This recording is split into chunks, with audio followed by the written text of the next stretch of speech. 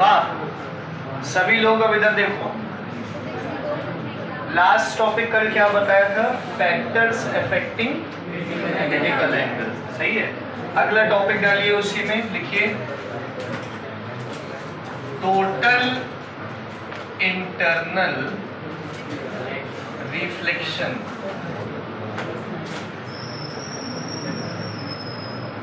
Total internal reflection, ठीक है। ये तो हाँ, तुमको जरूरत नहीं पड़ेगी। टोटल इंटरनल रिफ्लेक्शन में ध्यान दीजिएगा बेटा, इधर देखिएगा। आपको मैंने वो कंडीशन तो बता ही दी थी।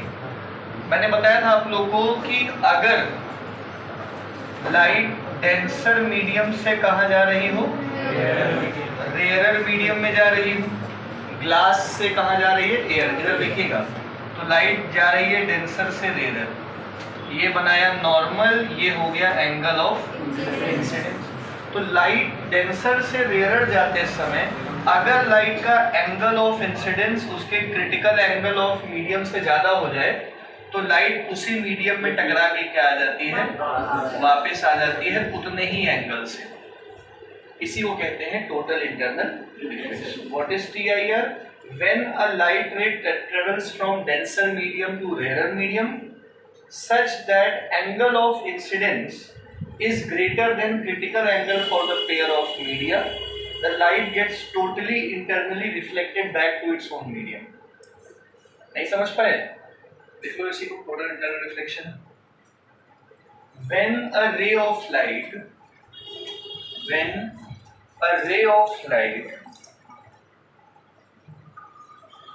traveling in a denser medium, when a ray of light traveling in a denser medium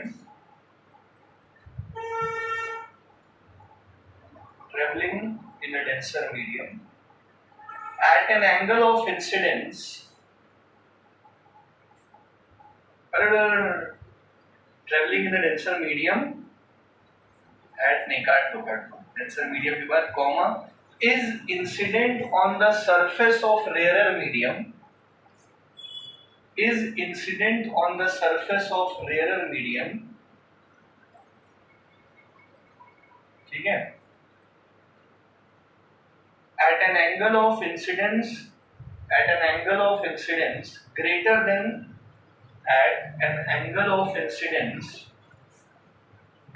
than the critical angle for the pair of media,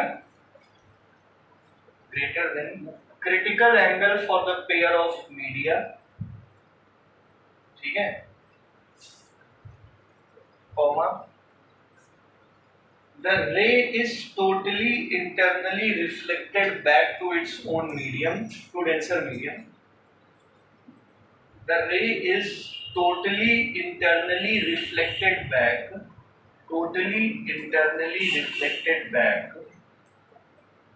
into denser medium. Ray is totally internally reflected back to denser medium.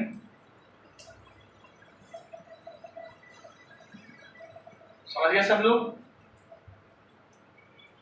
Is called total internal reflection. And this phenomena is called total internal reflection. Clear हो गया सबको? जब light रे denser से rarer जा रही हो और angle of incidence critical angle से बड़ा, यही कंडीशन भी है TIR की। ध्यान देना, अगले टॉपिक में लिखो condition for total internal reflection. कब लाइट TIR करेगी? इसकी दो कंडीशन है। पहली कंडीशन क्या है कि लाइट जो है वो कहां से कहां जानी चाहिए, डेंसर से रेयरर जानी चाहिए, तभी TIR की बात होगी। दूसरी बात कि जब एंगल ऑफ इंसिडेंस किससे बड़ा हो, critical angle for a pair of media. Paper में आप पूरा लिखिएगा, फिलहाल आप इतना लिख दीजिए। पेपर में पूरा सजा के बढ़िया मजे से लिखना कि एंगल ऑफ इंसिडेंस बड़ा है क्रिटिकल से, डेंसर से, रेयरर, है ना भैया? शाश्वत पढ़ के आए थे? क्यों? तो ये सब समझ में आ रहा है? बात है, कुछ नहीं समझ में आ रहा है भाई? काहे लिए? इसीलिए बेटा बन रहा है ना ये सब, की पढ़े आप बायो पर। क्या पढ़े थे बायो में?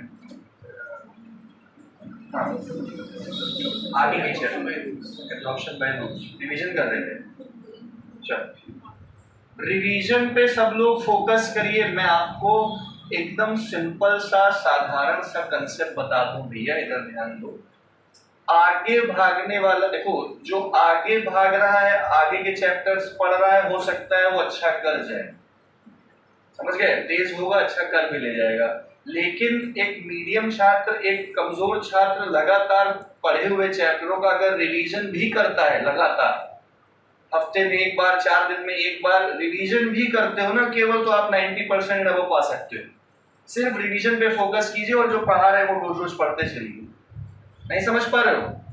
आगे बढ़ रहा है जो अच्छी बात है, पढ़ो, कोई दिक्कत नहीं, लेकिन 50% टाइम अपना रिवीजन को भी दो। नहीं समझ रहे मेरी बात? आराम से 90% नंबर आएंगे आपके अगर आप बढ़िया रिवीजन करते हो।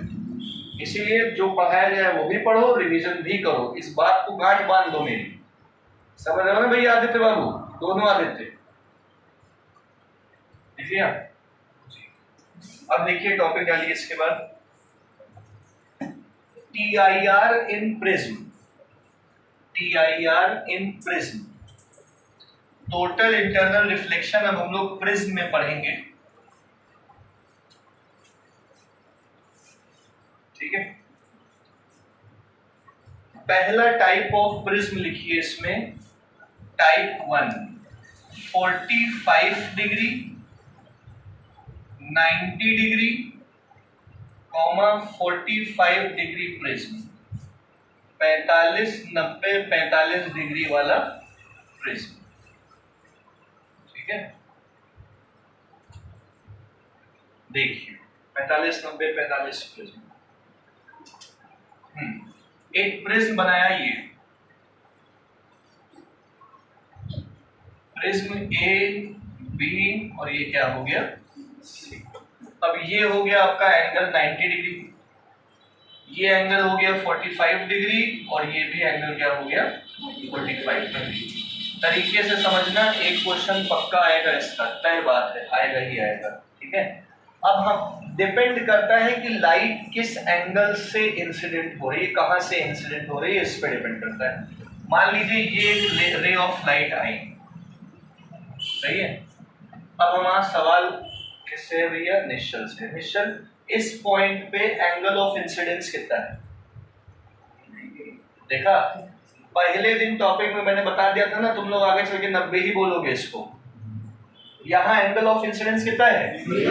0, क्योंकि नॉर्मल भी यही, सरफेस का नॉर्मल भी यही और लाइट भी ऐसे ही आ रही है, तो एंगल ऑफ इंसिडेंस क्या हो गया? हाँ, तो कंसेप्ट पे देखो ना, आंखों से मत देखो। ये लाइट एंगल ऑफ इंसिडेंस 0 बना रही है, और एंगल ऑफ इंसिडेंस जब 0 होता है तो लाइट अनडेविएटेड आगे जाती है। मतलब कैसे चली जाएगी? सीधे आगे चली जाएगी। ये आगे समझ में? इस पॉइंट पे क्या बनाओगे? ये सरफेस का नॉर्मल है भैया, दिख रहा है, और ये हो गया angle of incidence. Incident ray normal के साथ जो एंगल बना रही है, ये एंगल ऑफ इंसिडेंस हो गया। बात समझ में है कि नहीं है? अब देखो बोर्ड पे, ये ग्लास का प्रिज्म है, मुझे ध्यान देना, ये ग्लास का प्रिज्म है। ये कितना डिग्री है? ये आंखों से देखो तो 90 डिग्री है। इस ट्रायंगल को देखना है, ये 45 है, ये कितना है? तो बचा हुआ ये भी 45 हुआ, समझ गए ना? और ये नॉर्मल है, और नॉर्मल पूरा 90 एंगल बना रहा होगा, तो ये 45 है, तो ये भी कितना हुआ? ये बचा 45। आया कि नहीं आया समझ में? किसको नहीं आई ये चीज? 45 डिग्री का एंगल ऑफ इंसिडेंस बन रहा है, जो कि 42 degree of critical angle of glass से बड़ा है। 42 degree critical angle of glass से क्या है? और लाइट देखो जब अंदर है तो डेंसर से रेयरर जाना चाह रही है। दोनों कंडीशंस ऑफ TIR सेटिस्फाई हो गई। क्या क्या बोला मैंने? आइए आइए, बैठिए बेटा, जल्दी बैठिए। बारिश तो नहीं हो रही थी? आइए आगे आ जाइए, इधर आके बैठिए।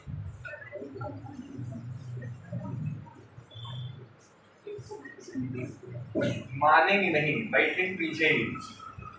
चलिए हाँ देखो इधर क्या बोला मैंने, इधर देखो फिर से क्या बोला मैंने, दोनों कंडीशन टी आई आर की सेटिस्फाई हुई, लाइट डेंसर से कहाँ जा रही है और angle of incidence critical angle से क्या है, इसका मतलब टी आई आर होगा, लाइट टोटली इंटरनली रिफ्लेक्ट हो जाएगी। अगर ये एंगल इधर ध्यान दो 45 डिग्री है तो रिफ्लेक्टेड एंगल भी कितना होगा। अब इस पॉइंट पे निश्चल एंगल ऑफ इंसिडेंस क्या है, 0 है, तो लाइट फिर से जो है अनडेविएटेड निकल गई। वो तो बात समझ में आई कि नहीं आई। अब आप लोग देखो एक और रे ऑफ लाइट लेके जा रहे हैं, यहाँ पे एंगल ऑफ इंसिडेंस क्या है, अनडेविएटेड जाएगी, इस पॉइंट पे टकराई, इस पॉइंट पे क्या बनाओगे, नॉर्मल। यहाँ एंगल ऑफ इंसिडेंस कितना आएगा, 45 ही आएगा।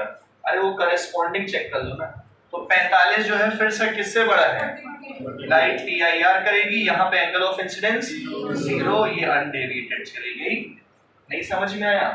अब आपने पेरिस्कोप देखा है, पेरिस्कोप में जो मिरर यूज होती है वो इसी तरीके से लाइट को रिफ्लेक्ट करके यहाँ से दिखाती है। पेरिस्कोप ऐसा होता है ना, ऐसा, अगर यहाँ से देखोगे तो यहाँ की चीजें दिखाई देंगी, तो अगर आप यहाँ से देखोगे तो यहाँ की चीजें दिखाई देंगी। ये समझ पाए। तो ये वाला जो 45 90 45 ओरिएंटेशन ऑफ प्रिज्म है, ये कहाँ यूज होता है, पेरिस्कोप में। सबमरीन्स में भी लगा होता है ना पेरिस्कोप। अभी अभी एक सबमरीन चल रही है ना, कहने का मतलब ये है कि उन्होंने इस्तेमाल नहीं किया होगा इसका, है ना। अरे छोड़ो, ये बना लो।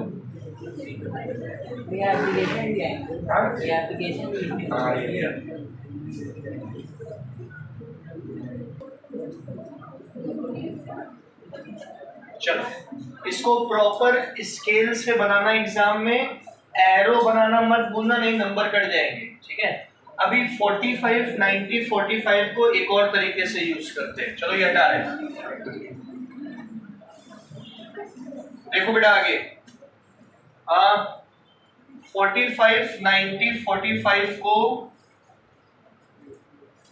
आपकी हम ऐसे इस्तेमाल करेंगे। 45 ये हो गया 90 और ये क्या हो गया। अच्छा जो पिछला डायग्राम बनाया था प्रिज्म का, उसके ऊपर जगह हो तो लिखो, देखो to deviate the ray of light through 90 degree,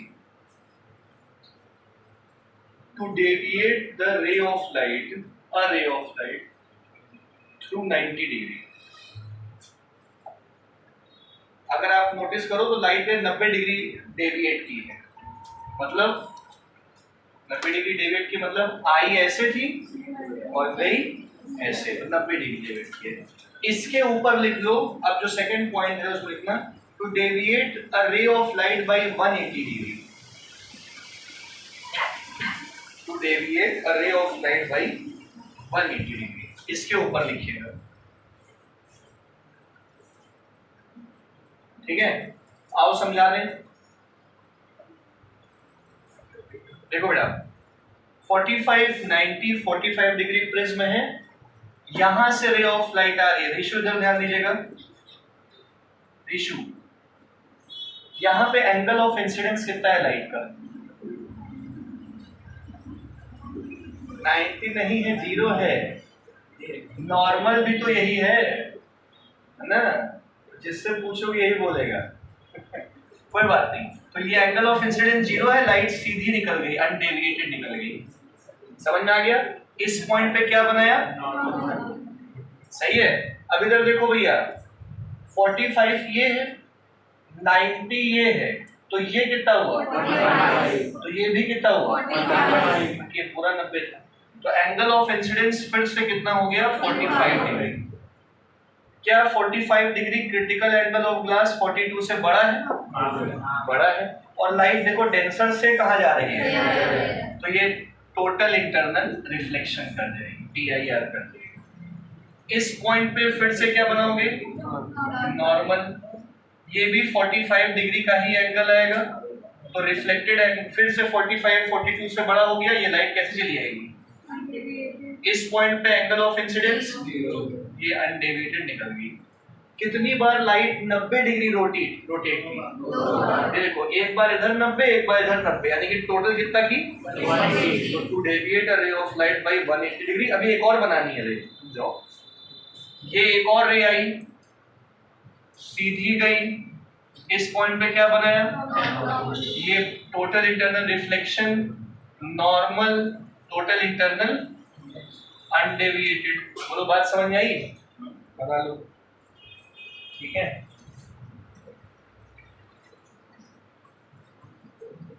ये बाइनोक्यूलर्स में यूज होता है। यूज कहाँ होता है? बाइनोक्यूलर्स में, और उस कैमरे में जिसकी इमेज इन्वर्ट करनी है।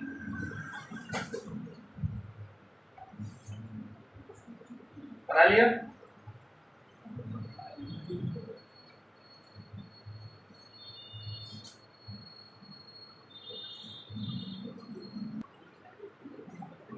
चलो, इसमें एक और यूज लिख सकते हो, in camera to invert the image, in cameras to invert the image without loss of intensity, in cameras to invert the image। आज अगर कुछ और भी बोल दिया होता वो भी आ जाता, लग रहा है। क्या बात, गलती से आ गए क्या आज कोचिंग? हैं? कहाँ थे इतने दिन से? घर पे थे? क्यों नहीं आ रहे थे? थोड़ी तबीयत खराब। आओ बैठो, जहाँ जगह पाओ बैठ जाओ। In cameras to invert the image without loss of intensity, without loss of intensity.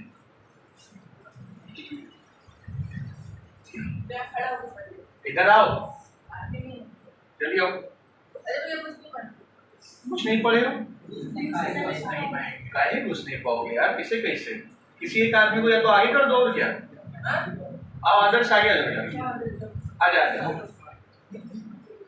तीसरा यूज क्या डाले? तीसरा लिखिए,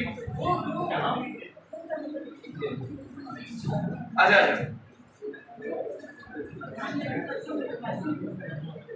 तीसरा लिखो, to erect the inverted image. तीसरा लिखो, to erect the inverted image, to erect the inverted image without deviation.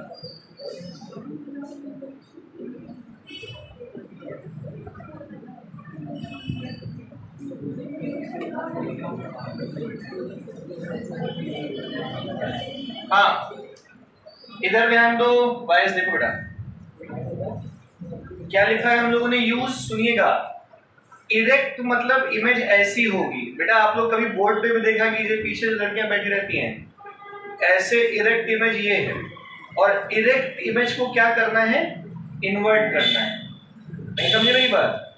ना, सॉरी उल्टा बोल गया। इन्वर्टेड को क्या करना है? हाँ, to erect the inverted image. आओ देखो इधर, अब यहाँ पे जो है एक ऑब्जेक्ट रखा है ऐसे, बोर्ड पे देख रहे हो भैया, ये ऐसे ऑब्जेक्ट रखा हुआ है। क्या ये इरेक्ट ऑब्जेक्ट है? इन्वर्टेड है। ये एक रे ऑफ लाइट आई, सही है। नॉर्मल बनाओगे, बोलो बात समझ में आई? यहाँ एंगल ऑफ इंसिडेंस रेयरर से डेंसर जाएगी तो नॉर्मल की तरफ क्या करेगी? बेंड करेगी। तो नॉर्मल की तरफ हल्का सा क्या कर गई? बेंड कर गई। यहां से एक और रे ऑफ लाइट ले आओ, ठीक है। यहाँ पे फिर से क्या बनाओगे? नॉर्मल बनाओगे। इंसिडेंट एंगल है, फिर से हल्का सा क्या कर गई? बेंड कर गई टुवर्ड्स द नॉर्मल। इस पॉइंट पे फिर से नॉर्मल बनाओगे, यहाँ पे फिर से नॉर्मल बनाओगे। ये एंगल ऑफ इंसिडेंस कितना होगा? 45 डिग्री। कितना हो जाएगा? 45 डिग्री फिर से किससे बड़ा होगा? अब टोटल इंटरनल रिफ्लेक्शन। ये लाइट जाएगी ऐसे, और ये वाली लाइट कैसे जाएगी? ऐसे। दोनों ने TIR किया। अब यहाँ पे ये चली आएगी ऐसे, ये चली आएगी ऐसे, और ये जो नीचे वाला एरो है इससे निकलने वाली रे देख रहे हो कि ऊपर गई है, तो एरो ऊपर हो जाएगा ऐसे। तो जो इन्वर्टेड इमेज थी वो उसी जगह पे क्या हो गई, डायरेक्ट हो गई। आगे सबको समझ में कर लो। इस स्लाइड प्रोजेक्टर्स में काम आता है, स्लाइड प्रोजेक्टर्स में। अरे वो जो प्रोजेक्टर्स होते हैं उनमें जो इमेज होती है अंदर वो इन्वर्टेड होती है, उसको सीधी पिक्चर में दिखाने के लिए इसका इस्तेमाल किया जाता है ना।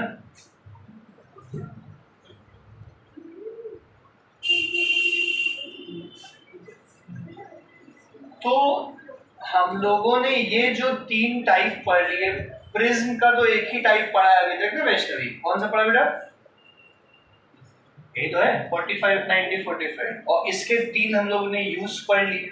अब हम लोग दूसरे तरीके का प्रिज्म पढ़ेंगे, ठीक है? हटा दे। चलो भैया इक्विलैटरल प्रिज्म पढ़ लेते हैं। सेकंड लिखो 60, 60, 60 डिग्री प्रिज्म, इक्विलैटरल प्रिज्म पढ़ते हैं। इसमें जरा रिफ्लेक्शन, टोटल इंटरनल रिफ्लेक्शन समझते हैं। हटा दें। चलो देखो भैया, एक इक्विलैटरल प्रिज्म बना दिया, A B C, 60 60 और ये भी 60। चलो कहां से लाइट इंटर करवाए? अब देखो क्वेश्चन कैसे आएगा पेपर में, आपको बस इतना दे देगा कि कहेगा इसके पाथ को कंप्लीट कीजिए, बस इतना ही दे देगा और कहेगा इसके पाथ को क्या करो, कंप्लीट करो, ठीक है? तो पहले तो यहाँ पे एंगल ऑफ इंसिडेंस क्या है? 0। लाइट सीधी निकल जाएगी। सीधी दिख रही है, टेढ़ी हो गई।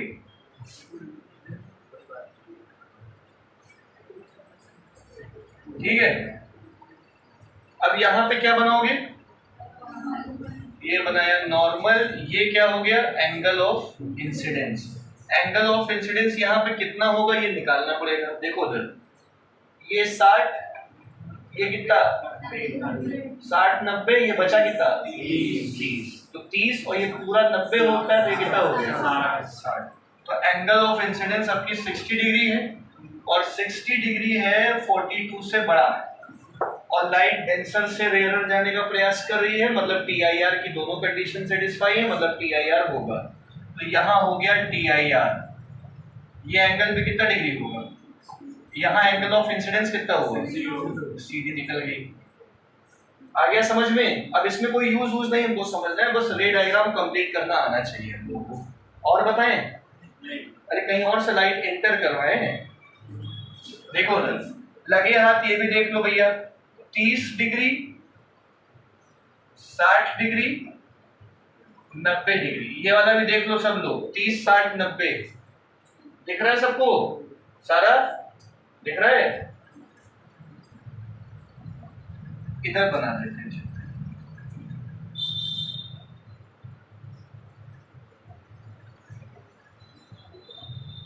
30 90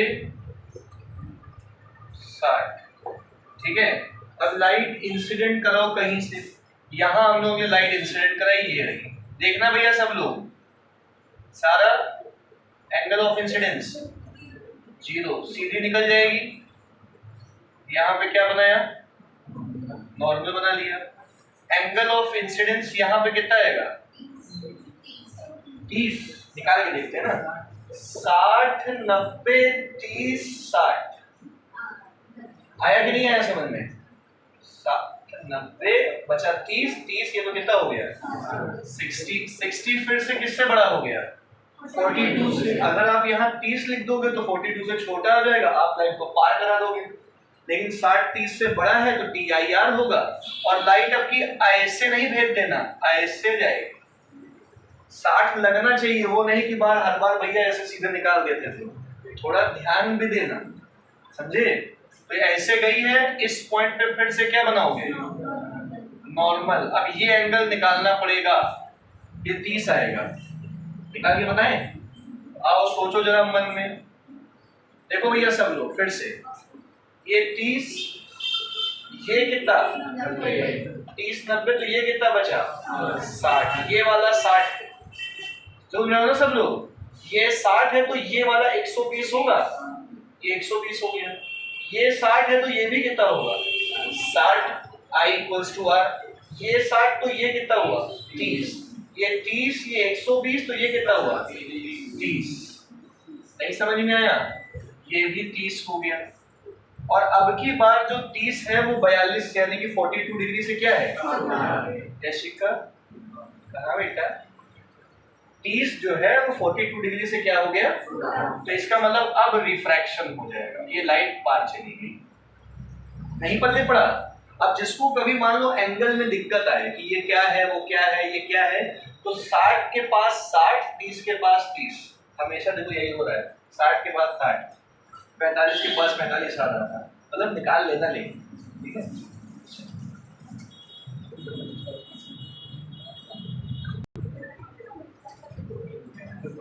आओ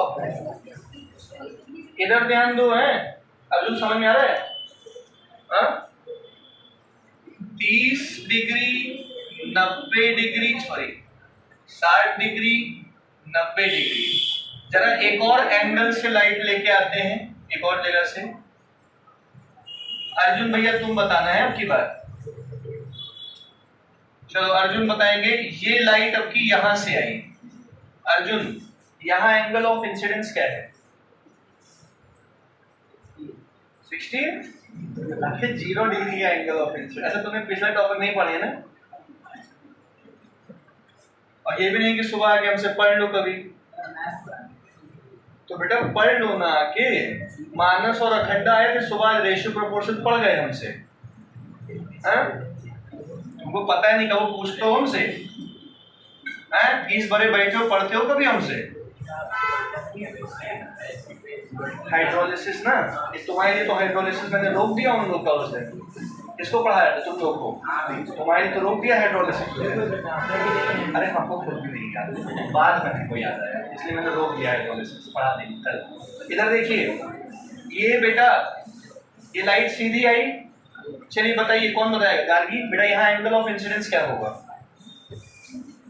60 ही होगा, क्योंकि 60 के पास टकरा रहा है ना, 60 90 30 60, और 60 किससे बड़ा है, तो भाई TIR हो जाएगा, ये देखो इस पॉइंट पे फिर से क्या बनाओगे, ये कितना एंगल होगा 30, निकाले 30, देखो अच्छा ये 60 तो ये भी कितना, ये 60 तो ये कितना 30, ये 30 से 90 तो ये कितना 60 से ये कितना आ गया 30, जो है वो 42 डिग्री से क्या है छोटा है, तो लाइट पार चली गई, TIR नहीं हुआ यहाँ पे, नहीं समझ में आया, सिंपल। अगला तुम लोग को दे रहे हैं, ट्राई करो,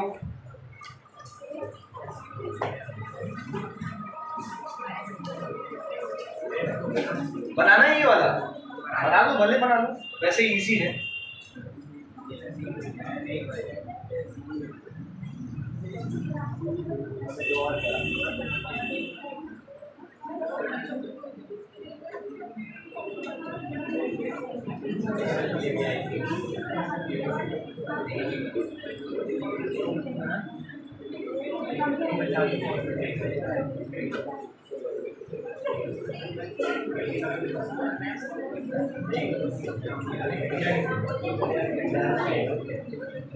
सभी लोग बोर्ड पे देखो,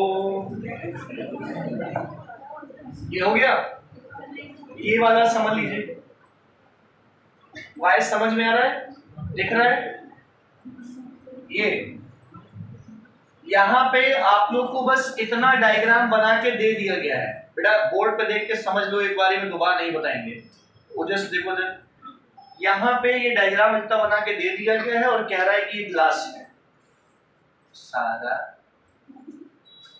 ये ग्लास का क्रिटिकल एंगल कितना बोल दिया गया है, और कह रहा है कि पाथ कंप्लीट कीजिए आपको, ठीक है। ये 90 डिग्री का एंगल दिख ही रहा है, इसमें कुछ करना ही नहीं है। तो सबसे पहले तो इस पॉइंट पे क्या बनाओगे, नॉर्मल ये रहा शाश्वत। एंगल ऑफ इंसिडेंस कितना है, 90 that is 48, 90 minus 42 that is 48। अब angle of incidence critical angle से बड़ा है, मतलब क्या होगा, 48 जो है वो 42 से बड़ा है, तो TIR होगा, ये हो गया TIR। ये एंगल भी कितना हो गया, 48 हो गया। समझ आया कि नहीं आया। इस पॉइंट पे फिर से क्या बनाओगे, ये बनाया नॉर्मल, बोलो बात समझ आई।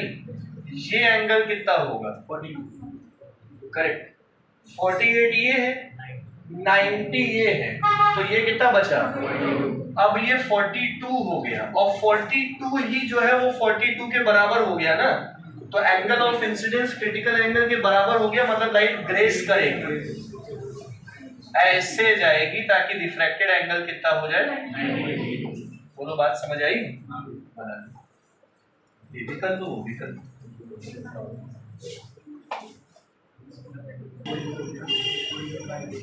हाँ देखो बेटा, अब आप लोग को ये पूरा सिस्टम समझ आ गया होगा। क्वेश्चन को ध्यान से पढ़ना, क्रिटिकल एंगल कभी कभी चेंज भी कर देता है तो उसका भी ध्यान देना है ना, जल्दीबाजी में मत करना, क्वेश्चन समझना, आंसर तो आ ही जाएगा। अब अपनी अपनी किताब खोलिए और किताब में देखिए कि पन्ना पलटोगे तो मिलेगा कि TIR और रिफ्लेक्शन थ्रू मिरर में क्या डिफरेंस है। ये लो, किसी के पास 2 बुक हो तो एक नंबर दे दो। चलिए वो वाला पेज खोलिए जिसमें TIR और प्लेन मिरर में रिफ्लेक्शन का डिफरेंस लिखा है, मिला। देखो सभी लोग आराम से पढ़ेंगे बेटा, जल्दी जल्दी देखो। Total internal reflection and reflection from a plane mirror में डिफरेंस क्या लिखा है TIR वाले में, it takes place only when the light passes from denser medium to and angle of incidence should be greater than critical. तो भाई TIR तभी होगा जब लाइट डेंसर से रेयर जा रही हो, तो angle of incidence critical angle से क्या होना चाहिए, बड़ा। तो ऑब्वियस।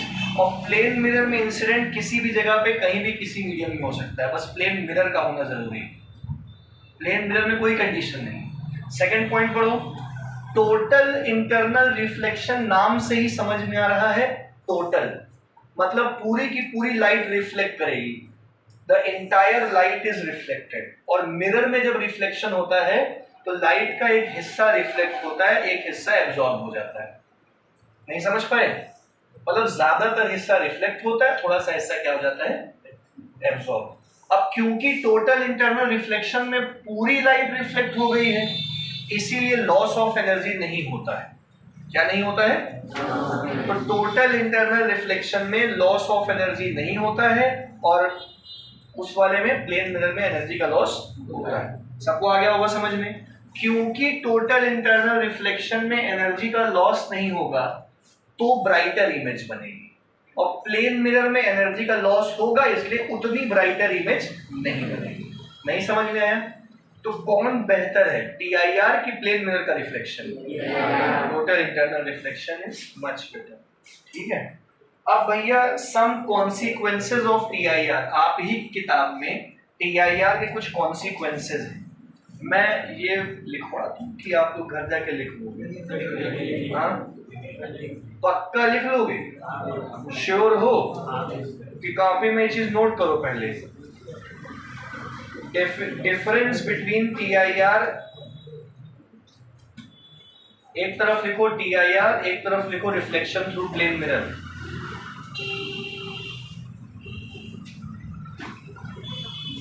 एक तरफ क्या लिखा TIR, एक तरफ क्या लिखा कंसीक्वेंस, उसका प्लेन मिरर का रिफ्लेक्शन। जगह छोड़ दीजिए और इसको घर से लिख लीजिएगा, या याद कर लीजिएगा सीधा। उसके बाद जगह छोड़ने के बाद लिखो कॉन्सिक्वेंसेज ऑफ TIR, ये भी आप खुद से कर लीजिएगा, मैं पढ़ा दे रहा हूं।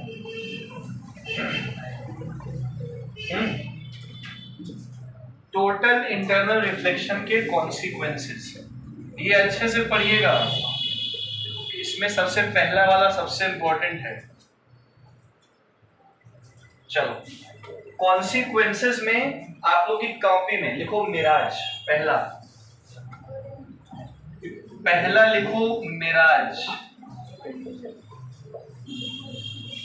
मिराज क्या है? रायबरेली से लखनऊ जाते समय जब कार से जाते होगे या किसी भी चीज से जब लखनऊ जाते होगे तो सामने रोड पे पानी पड़ा हुआ दिखाई देता होगा दूर से, सामने जाओ तो पानी गायब होता है कि नहीं होता है?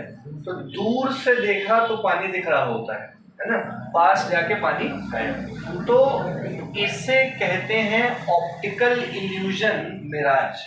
जो सन की रेज आती हैं, देखो सिंपल सा है, सन की रेज जब आएंगी, ठीक है, सुन रहे हो ना मेरी बात? तो सन की रेज जब आ रही हैं तो वो रेज जो है जब अर्थ एटमॉस्फेयर पे टकराती हैं, अर्थ के एटमॉस्फेयर में आती हैं, तो अर्थ के एटमॉस्फेयर में अलग अलग लेयर्स ऑफ एटमॉस्फेयर हैं जिनकी डेंसिटी अलग अलग होती है। नहीं समझे मेरी बात? सन की रेज अलग अलग एटमॉस्फेयर की लेयर से होते हुए जब हमारे तक पहुंचेंगी तो डेंसिटी अलग अलग है। ऊपर की जो एयर है उसकी डेंसिटी कम है, मतलब उसका रिफ्रैक्टिव इंडेक्स भी कम होगा। नीचे की जो लेयर्स हैं उनकी डेंसिटी क्या है, मतलब रिफ्रैक्टिव इंडेक्स भी क्या होगा। तो लाइट जो आती है वो बेंड होते होते आती है, और लाइट बेंड होते होते होते होते होते आएगी, और एक समय बाद जब वो नीचे पहुंच रही होगी तो एक ऐसे एंगल ऑफ इंसिडेंस से टकराएगी किसी लेयर पे कि क्रिटिकल एंगल से वो एंगल ऑफ इंसिडेंस बड़ा हो जाएगा। आएगी बेंड करेगी, आएगी बेंड करेगी, बेंड करेगी, ऐसे करेगी बेंड कि एक समय ऐसा आएगा कि एंगल ऑफ इंसिडेंस जो होगा वो क्रिटिकल एंगल से क्या हो जाएगा, बड़ा हो जाएगा, और उसी समय उस लाइट रे का क्या होगा, TIR, टोटल इंटरनल। और उस समय जब टोटल इंटरनल रिफ्लेक्शन होगा तब लाइट टकरा के जो है आपकी आंखों तक पहुंचेगी और आपको दिखाई देगा यहां पानी। नहीं समझ पाए? ये लाइट आ रही है, आ रही है, आ रही है, TIR कर रही है, एक समय angle of incidence critical angle से बड़ा होकर लाइट क्या कर जाएगी, उसी मीडियम में वापस चली जाएगी, और जब आपकी आंखों तक पहुंचेगी तो आप पीछे की तरफ अगर इमेज को प्रोड्यूस कराओगे तो यहाँ पे आपको एक वर्चुअल इमेज दिखाई देगी, क्योंकि हमने प्रोड्यूस किया ना, हम तक आई थोड़ी पीछे प्रोड्यूस हो, तो यहाँ पे आपको पानी दिखाई देगा। बात समझ आ रही है? हाँ, आसमान नीला नीला, पानी नीला, अरे मतलब वो उसी कलर का लगता है ना। अच्छा, डेजर्ट एरियाज में तो अंदर वो पेड़ वेड़ भी दिखने लगता है शायद, समझ में आ गया? तो ये जो बेटा सुन रहे हो, तो हम क्या कहना चाह रहे हैं कि पहले तो मिराज की डेफिनेशन एक ऐसा ऑप्टिकल इल्यूजन लिखी हुई यही है। On a hot sunny day a driver may see a pool of water in front of him at some distance, it is the phenomena of mirage which often observed in desert. कहाँ पाया जाता है ज्यादातर? लेकिन हम लोग ने भी देखा ही है। और ये किस वजह से है? What is the cause of mirage? Total internal reflection. आगे सबको समझ में? लिख लोगे खुद से जाके? चलो सेकंड पॉइंट देखो, सेकंड पॉइंट देखो बेटा उसी में। An empty test tube placed in pani in beaker with mouth outside the pani shines like a mirror when seen at certain angles. अरे कभी कभी कांच जो है किसी सर्टेन एंगल से देखा जाए तो चमकता है। कांच जो है किसी सर्टेन एंगल से देखने पे क्या होता है, ये हम आपको डायमंड से समझाते हैं, ठीक है? डायमंड से आपको ज्यादा क्लियरली समझ में आएगा। डायमंड, कितने प्रकार के डायमंड होते हैं? राइट, देखो ब्लैक डायमंड होता है, कांच को काटने के काम आता है ब्लैक डायमंड, है ना? फिर वो जो ज्वेलरी वाले डायमंड होते हैं, है ना, ये सारे के सारे। तो हम कहना क्या चाह रहे हैं कि ये जो अलग अलग प्रकार के डायमंड्स होते हैं, तो ज्वेलरी वाला जो डायमंड होता है वो शाइन करता है, चमकता है, एजी डायमंड्स चमकते हैं। जितने एजेस ज्यादा होंगे, शार्प होंगे चीजें, जितना ज्यादा वो क्या कहते हैं शाइन करेगा, स्पार्कल करेगा, उतनी उसकी कीमत क्या होती है, उस हिसाब से बढ़ती है। बहुत ज्यादा चमकने वाला भी नहीं, लेकिन परफेक्टली चमकने वाला डायमंड विद शार्प एजेस बहुत कीमती होता है। सही है। तो हम कह रहे हैं कि डायमंड चमकता क्यों। अब डायमंड देखो कुछ ऐसा बनता है, डायमंड समझ जाइए, डायमंड का शेप कुछ इस प्रकार का होता है, उसकी एजेस कुछ इस प्रकार की होती हैं कि लाइट उसके अंदर तो आ जाती है, लेकिन जब वो अंदर जाती है तो इतने एंगल से टकराती है कि उसका एंगल ऑफ इंसिडेंस डायमंड के क्रिटिकल एंगल 24 डिग्री 30 मिनट्स यानी कि लगभग 25 डिग्री से जो है ज्यादा ही होता है। लाइट डायमंड के अंदर तो आ गई, अब जब वो बाहर निकलने वाली होती है तो एंगल ऑफ इंसिडेंस अंदर डायमंड के क्रिटिकल एंगल से क्या होता है, ज्यादा हो जाता है। अब angle of incidence critical angle से बड़ा हो जाएगा तो लाइट फिर यहीं टकराएगी, फिर यहां टकराएगी तो फिर एंगल ऑफ इंसिडेंस क्रिटिकल से बड़ा, फिर बड़ा, ऐसे करते करते करते करते लाइट अंदर ही क्या करती है, हाँ कभी कभी बाहर निकलती, तो लाइट अंदर ही रहती है, जिसकी वजह से वो डायमंड क्या करता है, शाइन करता है। सर्टेन एंगल्स पे तो बहुत प्यारा शाइन करता है। आप लोगों ने वो इजिप्ट वाला वो मम्मी वाली पिक्चर देखी है, मम्मी, तो मम्मी में ऊपर वहां एक ऐसे लगा होता है, वो दूर से ऐसे शाइन मारता है किसी एंगल पे। तो ये सब किसकी वजह से हो रहा है, EIR की वजह से हो रहा है। समझ आया कि नहीं आया। अब आखिरी एक देखो लिखा होगा आप लोग को बेटा, ऑप्टिकल फाइबर, सभी लोग समझ लो, एक लास्ट और समझ लो ये चीज, ऑप्टिकल फाइबर, ये तो बहुत जरूरी चीज आजकल तो भैया, सेमीकंडक्टर्स, ऑप्टिकल फाइबर्स, इन सब के बिना तो दुनिया चल ही नहीं रही है। हाथ में मोबाइल है, सामने मोबाइल है ना। तो ऑप्टिकल फाइबर क्या है, अरे जियो का वो भी तो आ गया है इधर, कहीं से जियो फाइबर है कि नहीं है, फाइबर। ऑप्टिकल फाइबर एक ऐसी, आप इसको तार समझो, है ना, एक ऐसी डिवाइस है, ऐसा चीज है जो टोटल इंटरनल रिफ्लेक्शन के प्रिंसिपल पे वर्क करता है। ये मिराज, ये डायमंड का चमकना, ये ग्लास का सर्टेन एंगल्स पे चमकना, ये अपना ऑप्टिकल फाइबर, ये सारे के सारे टोटल इंटरनल रिफ्लेक्शन पे काम करते हैं। इनमें इधर क्लैडिंग होती है, कुछ छोड़ो तुम, लाइट अंदर आई, यहां पे उसने TIR किया, वो यहां गई, यहां पे TIR हुआ, यहां गई, ऐसे एक एंड से दूसरे एंड तक जाने में लाइट ने मल्टीपल TIRs किए। और आपको पता है कि TIR करने पे लाइट का एब्जॉर्प्शन नहीं होता है या ना के बराबर होता है, इसलिए जो लाइट यहां दी गई होगी वही लाइट यहां लगभग पहुंच गई होगी। मतलब minimum loss of energy optical fibre करता है, इसीलिए इसका इस्तेमाल करते हैं आजकल वो टेलीकम्युनिकेशन में, और सिग्नल्स को एक जगह से दूसरी जगह तक ले जाने के लिए सुपर कंप्यूटर्स में इस्तेमाल होता है, बहुत जगह इस्तेमाल होता है, मोबाइल में होता है आजकल, है ना।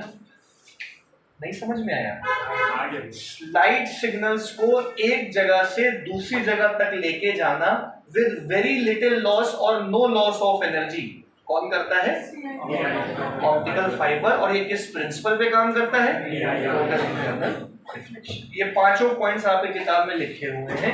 कहाँ किताब बंद कर ली है, कितना टाइम हो गया, 4-5 हो गया।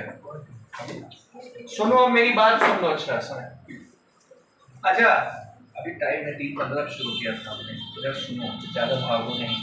चैप्टर खत्म हो गया है, आपको काम क्या है आपका, ये कर लेना कंप्लीट। इसके बाद आप लोग का काम क्या है, ये आज ही जाके ये सारे क्वेश्चन आंसर्स, ये पूरा एक एक क्वेश्चन एक एक आंसर आप लोग को अच्छे से करना है सॉल्व। फेयर कॉपी में कर लेना, स्कूल के भी काम आ जाएगा, याद भी हो जाएगा आप लोग को। नहीं समझ पाए, कर लोगे तो ये पूरा चैप्टर आप लोग अच्छे से कंप्लीट कीजिए। फिजिक्स का जो है 4 चैप्टर हो गया कंप्लीट, है ना, 8 बचा है।